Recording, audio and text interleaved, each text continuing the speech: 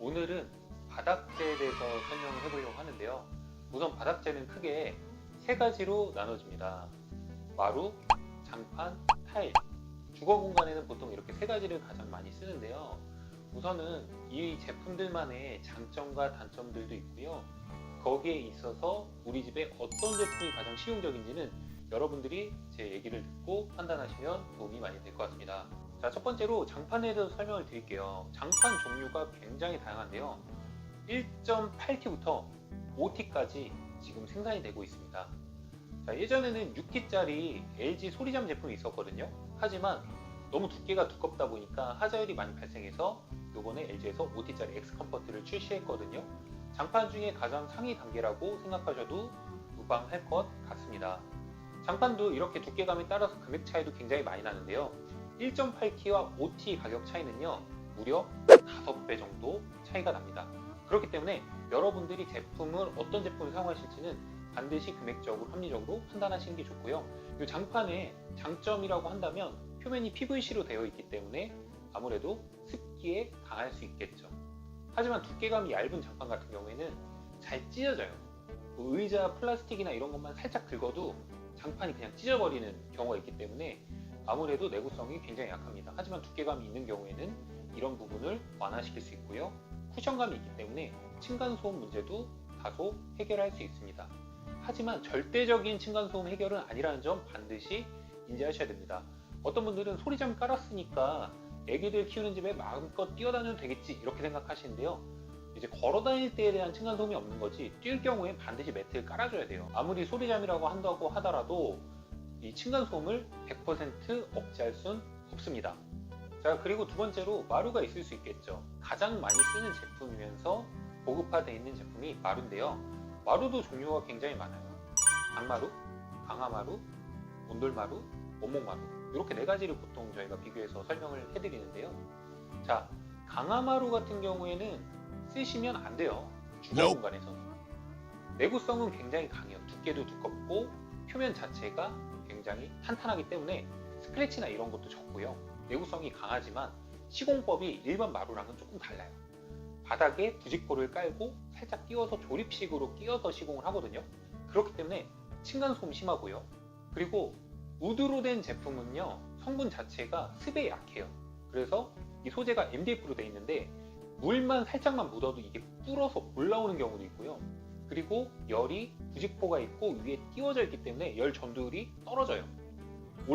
열이 올라가서 보일러가 떼지는데 시간도 오래 걸리고 오랫동안 유지가 어렵죠. 그렇기 때문에 강화마루는 집에서 쓰기에는 굉장히 어려운 제품이에요. 그리고 가장 큰 단점은 이제 습기나 이런 게 취약하기 때문에 이 나무가 조립한 것들이 점점 벌어져요. 이렇게 벌어졌을 때 AS가 안 돼요. 전체 다 드러내고 가는 수밖에 없거든요. 그렇기 때문에 주거 공간의 강화마루는 절대로 비추하고 싶습니다. 그리고 온돌마루가 있을 수 있는데 온돌마루는 예전에 가장 많이 사용하던 제품이에요. 온돌마루 같은 경우 시공법이 바닥에다가 본드, 친환경 본드를 도포를 해서 그 위에다가 붙여서 밀착시키는 형식이기 때문에 열 전도율이 높고요. 열 유지율도 굉장히 높습니다. 하지만 취약한 내구성이 있죠. 내부는 합판으로 되어 있고 겉표면은 무늬목을 입혀놓은 거예요. 그렇기 때문에 다소 원목 같은 느낌을 받을 수 있지만 내구성이 굉장히 떨어집니다. 그래서 나온 제품이 바로 강마루예요. 요즘 제일 많이 쓰는 제품이 바로 강마루죠. 강마루의 장점은요, 온돌마루의 장점은 가져오면서 단점을 보완한 제품입니다. 강마루는요, 합판처럼 시공법은 똑같기 때문에 열 전도율은 높고 HPM이란 필름을 입혀서 표면 자체를 온돌마루보다 강화를 시켰죠. 그렇기 때문에 스크래치율이 적고요. 그리고 내구성도 훨씬 더 강하다고 볼 수 있습니다. 이런 장점이 있기 때문에 비용도 그리고 온돌마루보다 저렴한 장점이 있어요. 그렇기 때문에 요즘 가장 많이 쓰는 게 강마루고요. 이것보다 조금 더 업그레이드된 제품이 바로 원목마루입니다. 원목마루는 뭐냐? 여러분들 궁금하시죠? 원목마루라고 해서 진짜 원목은 아니에요. 여기도 마찬가지로 하부에는 합판으로 되어 있고요. 붙이는 시공법은 똑같아요. 본드, 친환경 본드를 붙여서 바닥에 밀착을 시키는 거예요. 하지만 표면에다가는 이 원목 자체 제품에 한 2mm에서 3mm 정도 그걸 위에다 덧붙이는 거예요. 그렇기 때문에 표면 자체가 원목으로 나타나는 거죠. 그래서 이 원목마루 같은 경우에는 표면적인 부분이 굉장히 친환경적이면서도 고급스러운 마감이 가능합니다. 그렇기 때문에 당연히 단가는 가장 비싼 제품이라고 할 수 있겠죠. 자, 그리고 세 번째, 마지막인데요. 타일이 있을 수 있습니다. 타일도 종류가 굉장히 많은데요. 타일은 데코 타일, 포세린 타일, 폴리싱 타일 이렇게 세 가지가 있을 수 있는데요. 보통 주방에다 많이 쓰죠.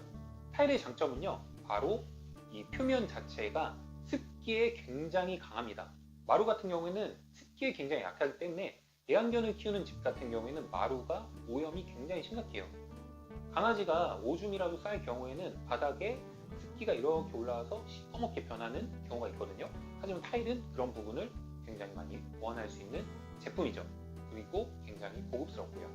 하지만 타일 중에서 데코 타일은 가정집용은 절대 아니에요.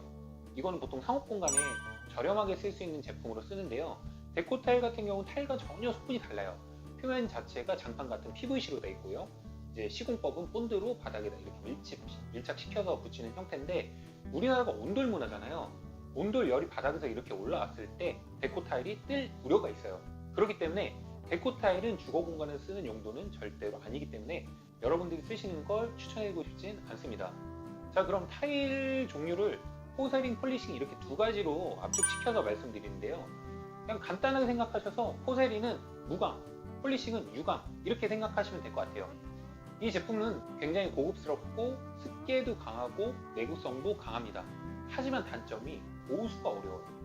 한번 딱 깨져버리면 보수를 간단하게 할 수 있는 게 아니라 그 주변을 다 갈아야 될 수도 있고 먼지도 굉장히 많이 납니다.